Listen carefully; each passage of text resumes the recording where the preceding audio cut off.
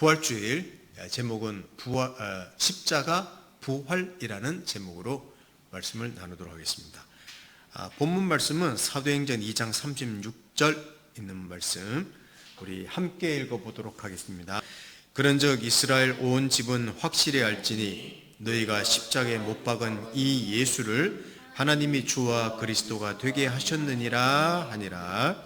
부활절 예배를 함께 드리게 되어 기쁩니다. 오늘 부활절 메시지가 우리 살아가면서 지치고 힘든 우리의 삶에 조금이라도 격려의 메시지가 되면 좋겠습니다. 오늘 간단하게 하나님 말씀을 잠깐 살펴보도록 하겠습니다. 십자가라는 제목으로 첫 번째 말씀을 드리도록 하겠습니다. 여러분, 오늘은 예수, 십자가의 죽음, 부활 이런 내용으로 살펴보려고 합니다. 예수가 누구신지를 잘 이해하려면 예수 당시에 이스라엘 사람들이 보는 관점을 살펴보는 게 중요합니다. 왜냐하면 예수님은 이스라엘에서 한 유대인으로 태어나신 분이기 때문입니다. 예수를 향한 이스라엘 사람들의 관점은 매우 다양했습니다. 어떤 사람들은 열정적으로 따랐고 또 그냥 지켜보는, 관망하고 또는 무관심했던 사람들도 많았겠죠. 어떤 이들은 처음부터 예수를 향해서 적개심을 품기도 했습니다. 오늘 저는 예수를 따랐던 제자들 그리고 열정적으로 따랐던 몇몇 사람들을 조금 자세히 살펴보려고 합니다.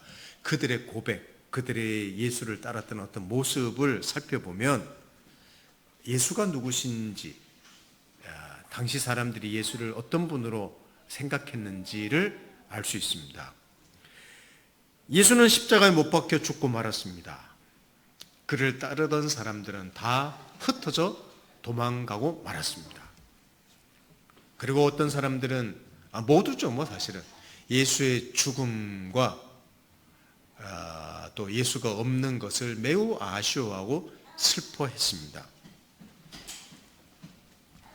이런 내용을 조금 더 살펴보면 당시 이스라엘 사람들이 예수를 어떻게 알고 있었는지 명확하게 이해하게 됩니다. 우리 신약 성경 전후 유대의 어떤 모습을 잠시 살펴보려고 합니다.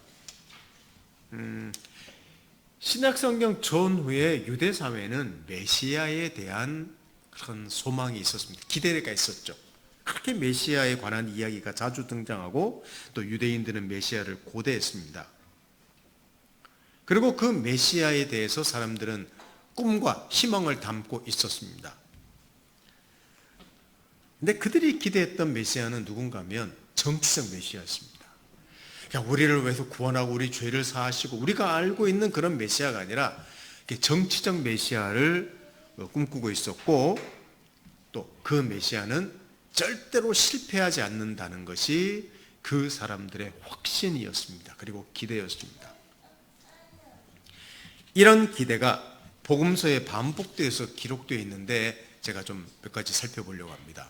여러분, 예수 그리스도의 탄생 마리아, 그 어머니이신 마리아에게 예언한 분이 천사 가브리엘이 있지 않습니까? 근데 가브리엘이 마리아에게 예언했을 때 마리아의 고백을 보면 우리는 그 고백을 굉장히 신학적으로 해석을 해요. 근데 그 당시 마리아의 고백, 물론 성령께서 고백하게 하신 것이지만 그 고백이 어떤 고백, 그 저변에는 어떤 의미가 깔려 있는지를 조금 알 필요가 있습니다. 자, 누가복음 1장 51절에서 55절을 한번 보도록 하겠습니다. 우리 같이 읽어볼까요?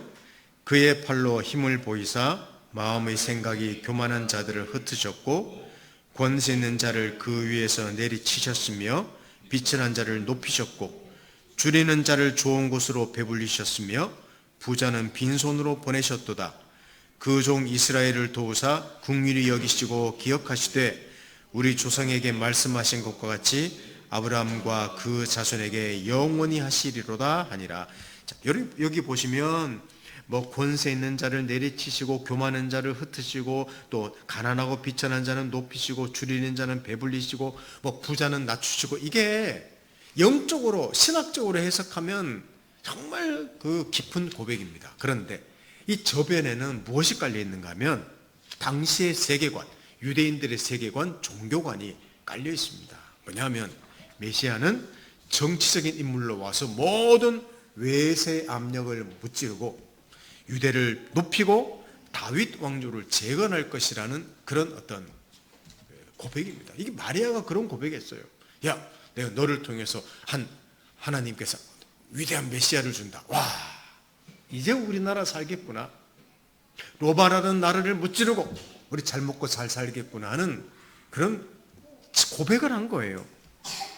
자, 그러면 세례 요한이라는 사람이 예수 앞에 그 예수를 소개했던 인물인데 세례 요한은 더 나았을까요? 한번 살펴봅니다. 마태복음 3장 11, 12절도 한번 봅니다. 제가 읽어드리겠습니다. 나는 너희로 회개하게 하기 위하여 물로 세례를 베풀거니와 내 뒤에 오시는 이는 나보다 능력이 많으시니 나는 그의 신을 들기도 감당하지 못하겠노라. 그는 성령과 불로 너에게 세례를 베푸실 것이요 손에 키를 들고 자기의 타작마당을 정하게 하사 알곡은 모아 곡간에 들이고 쭉정이는 꺼지지 않는 불에 태우시리라. 똑같습니다. 이 내용도 보면 야, 세례 요한이 예수 그리스도로 말미암아 하나님이 구원하시고 어떤 일은 심판하신다, 이렇게 영적으로 해석하는데 그렇지 않습니다. 요한은 다가올 혁명을 지금 고대하고 있습니다. 다가오는 전투, 그래서 메시아가 적들을 무찌르고 그들을 심판에 다처하게 만들고 하나님께서 자기 백성들을 불러서 승리하게 할 것이라는 그 마음이 가득 찼다는 게 이 내용에도 다 저변에 깔려 있는 거예요. 그래서 나중에 보면요, 세례 요한이 자기가 기대하는 메시아가 아니거든. 그래서 나중에 그가 감옥에 갇혔을 때 그렇게 말하지 않습니까? 예, 제자들 잠시 와라. 너 예수라는 분한테 가서 물어봐라. 오실 그이가 당신입니까? 메시아가 진짜 당신입니까? 라고 의아할 질문하는 정도였습니다. 그러니까 세례 요한도 예수를 정치적인 메시아로 이해하고 있었다는 사실입니다. 자, 그러면 예수를 가장 가까이에서 따랐던 베드로라는 사람을 봅시다. 하루는 예수님이 제자들에게 자기가 고난받고 죽을 것을 말합니다. 그랬더니 베드로의 행동, 마태복음 16장 21, 22절. 자, 이것도 함께 읽어보도록 하겠습니다. 마태복음 16장 21, 22절입니다. 이때로부터 예수 그리스도께서 자기가 예루살렘에 올라가 장로들과 대제사장들과 서기관들에게 많은 고난을 받고 죽임을 당하고 제3일에 살아나야 할 것을 제자들에게 비로소 나타내시니 베드로가 예수를 붙들고 항변하여 이르되 주여 그리 마옵소서, 이 일이 결코 죽게 미치지 아니하리이다. 그랬습니다. 예수님의 죽음 이야기하니까 베드로가 예수를 붙잡았단 말은 멱살을 붙잡았단 말이에요. 지금 무슨 소리 하시냐고. 절대 안 된다고. 항변했다는 말은 꾸짖었다는 말입니다. 예수를 꾸짖었다는 말입니다. 다시는 그런 이야기 하지 마십시오. 이렇게 말한 겁니다. 이 말도 주님, 메시아는 절대 패배자가 될 수 없습니다. 절대 패배자가 돼서는 안 됩니다. 승리하는 왕이 되어야 됩니다. 라고 요구한 거예요. 자, 마리아, 세례 요한, 베드로, 여러분, 나중에 예수님이 예루살렘 성에 들어갈 때 이스라엘 백성들이 그 종려나무 가지를 들고 호산나 호산나 합니다. 이제 드디어 저분이 예루살렘 성에 들어와서 혁명을 시작하시는구나, 우리나라가 잘 먹고 잘 살겠구나 기대했기 때문에 흔든 거예요. 예수가 잡힐 때 베드로가 칼을 휘둘러서 대제사장의 종의 귀를 잘랐지 않습니까? 그거 왜 그런 줄 아십니까? 아니, 우리 메시아를 잡다니 저건 선전포고구나, 내가 막아야지. 칼을 휘둘고 이제 내가 결전해서 싸우겠다는 그것을 보여준 겁니다. 우리 그렇게 이해하면요, 우리가 너무 예수 사건, 예수 죽음을 영적으로만 이해했던 것을 좀 더 그 당시의 어떤 세계관, 종교관으로 이해할 수 있다는 겁니다. 자, 결론적으로 말하면 메시아는 정치적인 메시아고 절대 실패해서는 안 된다, 죽어서는 안 된다, 이게 당시 사람들의 생각이었습니다. 근데 예수는 죽고 말았습니다. 예수를 따르는 자들은 뿔뿔이 흩어지고 말았습니다. 여러분, 두려워서였겠습니까? 비겁하기 아닙니다. 그거는 그들의 세계관이 무너졌기 때문입니다. 믿고 기대했던 모든 것이 아무런 의미가 없어진 거예요. 예수가 죽었다? 모든 게 끝이라는 겁니다. 뭐 죽어서 부활하고 우리의 죄 문제 사하고 구세주가 되시고 그들에게는 아무런 그런 지식과 기대가 없었습니다. 나중에 예수님 죽고 난 다음에 그 시신을 달라고 요구했던 요셉이라는 사람, 그리고 그 예수에게 엄청난 향유를 가져가서 발라주기로 했던 니고데모 같은 사람, 그들은 다 유대인 지도자들이었거든요. 이제 그 사람들이 여러분 정말 그 신앙 있는 용기 있는 행동을 했던 것일까요? 아닙니다. 예수 무덤 앞에 가서 울었던 여인들, 몇몇 여인들, 신앙이 뜨거웠던 신앙입니까? 아닙니다. 다 똑같은 것을 말하고 있습니다. 이제 끝이구나. 이제 끝이구나. 여러분, 그게 십자가 사건입니다. 자, 십자가 사건은 모든 것이 끝났다는 것을 말하고 있습니다. 십자가는 우리에게는 기독교의 상징과 같습니다. 많은 사람들이 십자가 목걸이를 걸고 교회 종탑에는 십자가를 달죠.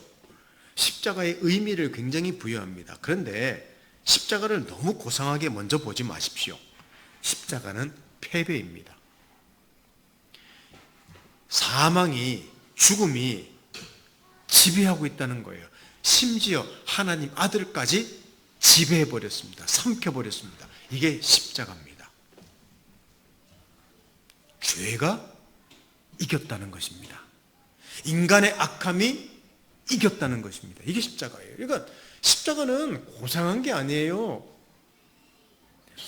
악이 이겼고 죄가 이겼고 인간이 얼마나 악한 존재고 세상은 죄로 가득 탔다는 것을 보여주는 게 십자가라는 겁니다. 당시 사람들은 왜 그렇게도 메시아를 소망했을까요?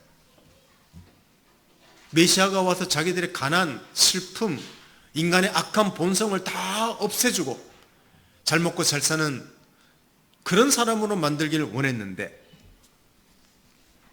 메시아가 죽고 말았으니 모든 것이 끝입니다. 여러분, 이게 십자가고 이게 세상이고 이게 인간입니다.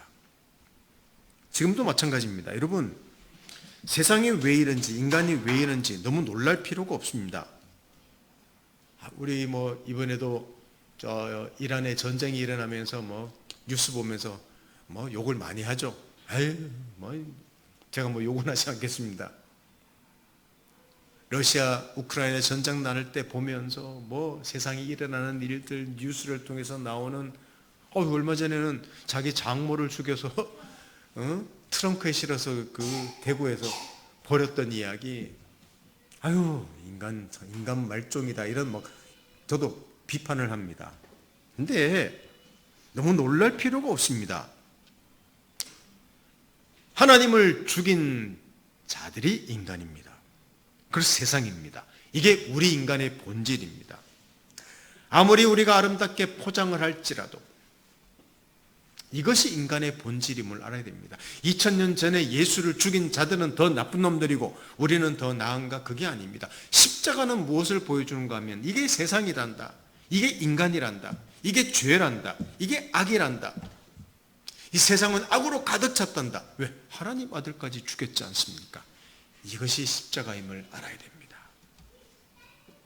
자, 그런데 여기서 끝난다면 기독교는 없는 것이죠. 부활이라는 내용을 한번 잠깐 말씀드리겠습니다. 예수는 다시 살아났습니다. 하나님께서 예수를 살렸습니다. 그 누구도 예수의 부활을 기대하지 않았습니다. 이런 생각은 있었죠. 영혼은 불멸이라고 생각했기 때문에 죽어도 그 영혼은 죽음이라는 세계를 넘어서 불멸에 이른다. 죽음은 오히려 영혼에 이르는 관문이다. 이렇게 생각한 것들이 그 당시 철학이었고 그것이 유대교의 사상이었기 때문에 뭐 죽는 것에 대해서 크게 두려워하지는 않았습니다만은 그래도 메시아가 죽었다는 일에 대해서는 굉장히 실망했죠. 그런데 예수의 부활은 죽음에서 육체가 살아난 사건입니다. 죽음에서 육체가 살아난 사건입니다. 이 부활은 그래서 하나님에게서 온 것입니다. 하나님이 죽음이라는 권세를 깨뜨리시고 고난받는 메시아에게 생명의 승리를 안겨주신 사건입니다. 그러니까 예수의 죽음은 실패가 아니다. 세상, 죄, 악이 승리한 것이 아니다 라고 선언한 사건이 부활 사건이었습니다. 자, 사도행전 2장 36절 우리 시작할 때 읽었는데 한 번 더 같이 읽어볼까요? 사도행전 2장 36절 그런즉 이스라엘 온 집은 확실히 알지니 너희가 십자가에 못 박은 이 예수를 하나님이 주와 그리스도가 되게 하셨느니라 하니라 그랬습니다. 초대교회 처음 그리스도인들의 신앙 고백은 이거였습니다. 우리가 뭐 신앙을 뜨겁게 가지겠습니다. 열심히 살겠습니다. 이게 아니라 예수는 주입니다. 예수는 하나님입니다. 이것을 그렇게 많이 고백했다고 합니다. 예수를 전했고 그래서 예수 때문에 삶이 변했습니다. 아니 변할 수밖에 없었습니다. 왜? 부활을 보았기 때문입니다. 그럼 부활을 보면 왜 사람이 변한가요? 부활은 죽음을 이긴 사건 아닙니까? 자, 예수님이 살아났습니다. 가서 만져봅니다. 에이, 환영이겠지. 영으로 나타나겠지. 예수를 딱 만져봤는데 세상에 진짜 살아난 거예요. 여러분 그 사건이 진짜 일어날 수 있겠습니까?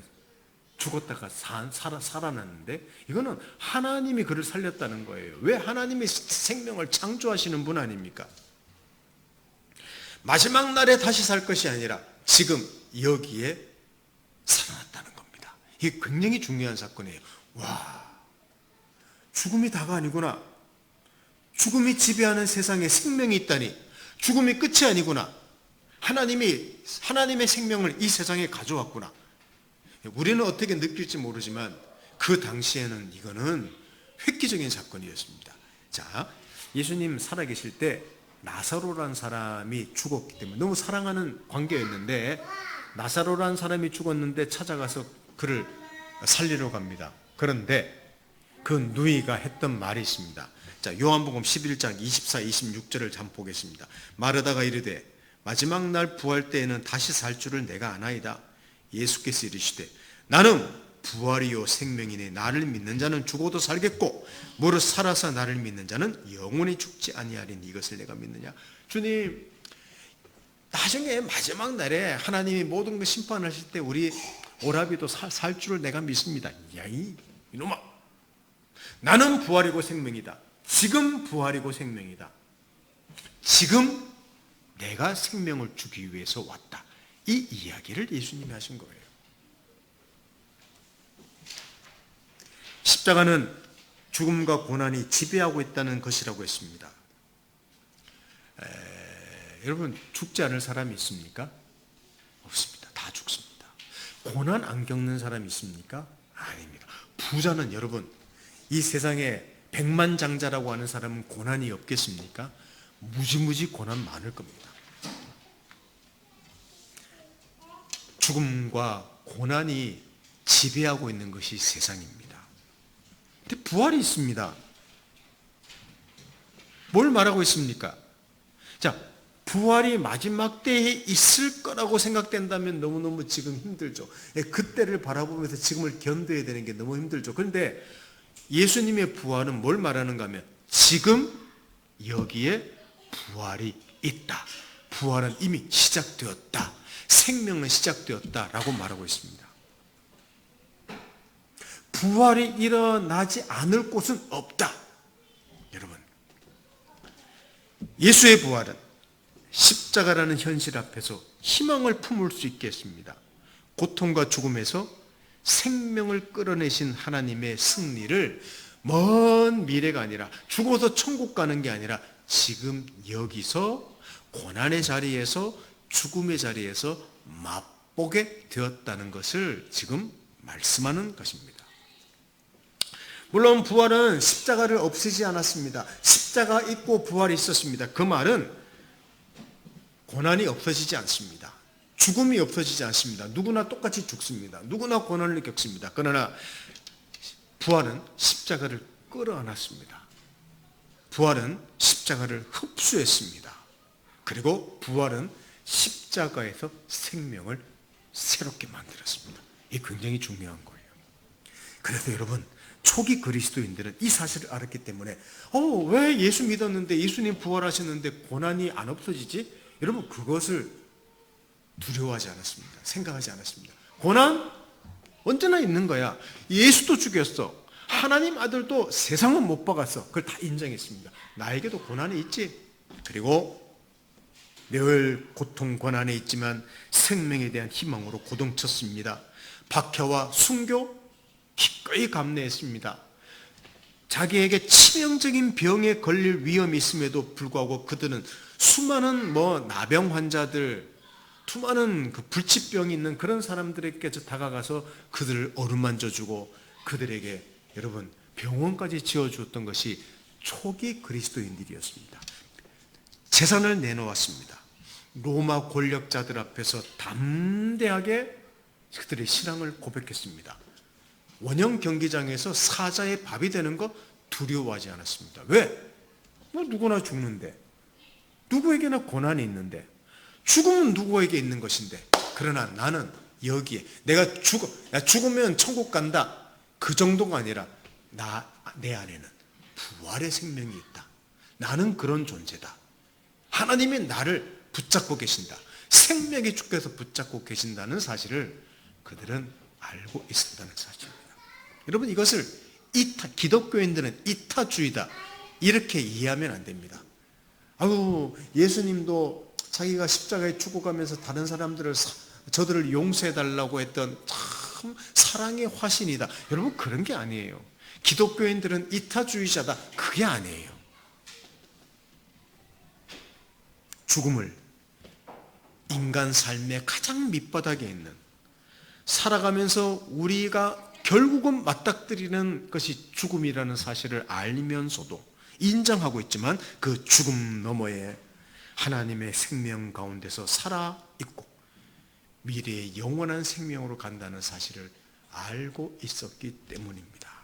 그래서 초기 그리스도인들의 특징은 매일매일 변화되는 삶을 살았다는 사실입니다. 이게 뭐냐면, 내가 예수 믿었고 예수 부활했기 때문에 나는 그래서 구원받았으니까 순종해야지, 교회 다니니까 이제는 뭔가 말씀대로 행해야지, 이런 의무와 책임이 아니었습니다. 그들은 자기 안에 하나님이 생명을 주셨으면 하나님의 생명이 자기 안에 있음을 알고 있었던 거예요. 예수를 일으켰던 그 생명이 자기들 안에도 있다는 사실을 알았기 때문에 나는 새로운 사람이구나. 나는 위대한 인생을 사는 존재구나. 나는 변화될 수밖에 없는 존재구나. 사람들을 이런 눈으로 보고, 새로운 생명의 눈으로 보고, 그런 삶을 살고, 그렇게 사람들을 도와야 되고, 나는 멋진 인생을 살 수밖에 없는 인생이구나. 그래서 그 인생들은 매일매일 변화될 삶을 살았다는 사실입니다. 그게 로마서 12장 1절에 나오고 있습니다. 우리 같이 한번 읽어보겠습니다. 로마서 12장 1절입니다. 우리 큰 소리로 같이 읽어보겠습니다. 시작. 그러므로 형제들아, 내가 하나님의 모든 자비하심으로 너희를 권하노니 너희 몸을 하나님이 기뻐하시는 거룩한 산 제물로 드리라. 이는 너희가 드릴 영적 예배니라. 여러분, 구원받았으니까 여러분들은 이제는 여러분의 몸을 산 제물로 드리는 그런 삶을 사십시오 라고 말한 게 아닙니다. 여기 보면 하나님의 모든 자비하심으로 너희를 권한다는 말은, 여러분들 하나님의 자비하심을 아십니까? 예수 그리스도를 보내시고 그의 죽음과 부활로 우리에게 생명을 주신 것입니다. 죽음과 고난이 우리를 삼켰지만 생명이 그 고난을 삼켰습니다. 여러분, 이게 자비입니다. 그러므로 우리는 생명이 넘치는 자들입니다. 변화 안 될 수 없지요? 그럼 변화된 삶을 삽시다. 그게 로마서 12장 1절의 말이라는 말입니다. 사랑하는 성도 여러분, 예수가 부활했습니다.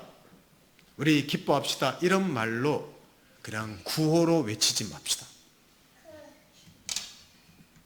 십자가를 통해서 여러분 인간과 세상의 본질을 깊이 이해한다면 그 안으로 하나님의 생명이 들어오고 풍성한 삶을 가져오신 하나님의 능력과 사랑이 있다면 우리 여전히 힘들어하고 있습니다.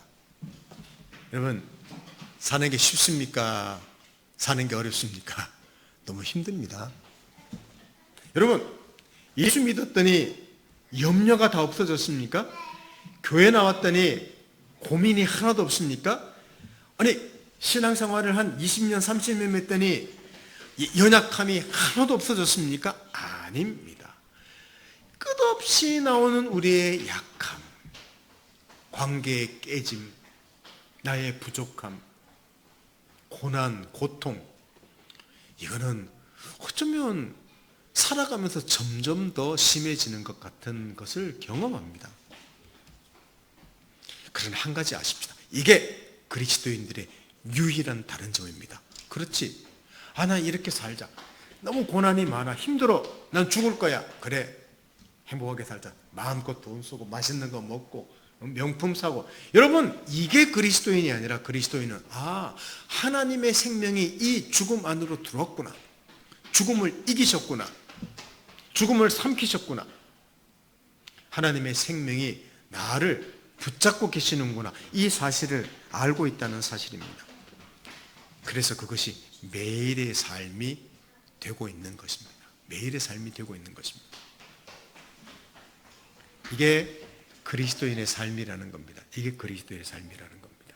오늘 부활절을 맞이해서 우리가 단순히 부활절, 예수 부활하셨다고 외치는 정도가 아니라 이 생명이 내 안에서 꿈틀거리고 있고 나를 붙잡고 계시고 이게 나란 존재라는 사실을 알 때 오늘 혹시 고난 때문에 울지라도 애통할지라도 힘들지라도 연약함이 있어서 그 연약함을 보면서 이게 나야 그러고 힘들지라도 부활의 능력이 여전히 넘치고 있는 존재임을 우리는 알아야 됩니다. 주님 그렇습니다.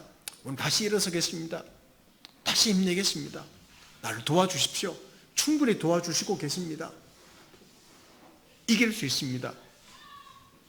예수 부활했습니다. 그런 부활의 능력이 우리와 함께하는 겁니다. 그래서 여러분 십자가라는 오늘 제목이 십자가 부활이었죠. 십자가는 패배입니다. 인간의 죄입니다. 세상입니다. 하나님을 못 박은 곳입니다. 그 가운데서 하나님은 생명으로 그를 일으키셨습니다. 이게 우리 인생이고 이 세상 가운데 기독교고 그게 그리스도인들이란 말입니다.